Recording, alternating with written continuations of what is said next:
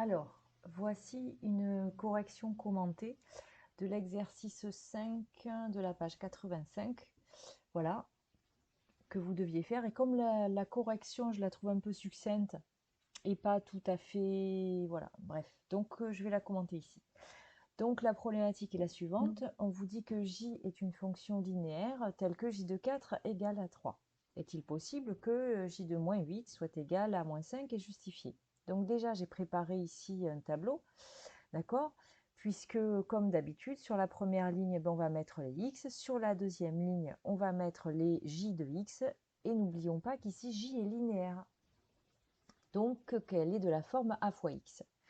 Donc, on vous donne que l'image de 4 par cette fonction j est égale à 3. Rappelons-nous qu'une fonction linéaire est associée à de la proportionnalité. C'est-à-dire ici, on voit bien que pour les valeurs de x, j de x, il suffit de multiplier par a, autrement dit par le coefficient de proportionnalité.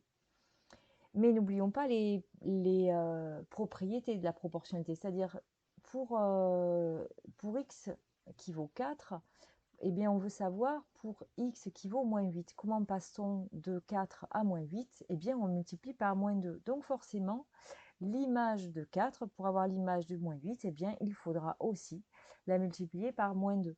Donc, multiplier par moins 2, ça donne moins 6. Donc, évidemment, j de moins 8 n'est pas égal à moins 6. Et voilà la correction qu'il vous proposait, c'est-à-dire effectivement 4, vous multipliez par moins 2, ça fait moins 8. 3, vous multipliez par moins 2, ça ne donne pas moins 5. Ils vous disent que j n'est pas linéaire. Ce n'est pas tout à fait la conclusion à laquelle on s'attend. C'est-à-dire, en fait, donc vous barrez cette correction et la réponse est plutôt il n'est pas possible donc que j de moins 8 soit égal à moins 5. Question suivante, on vous demande sans déterminer le coefficient donc de j, de calculer j de 24 et j de moins 2.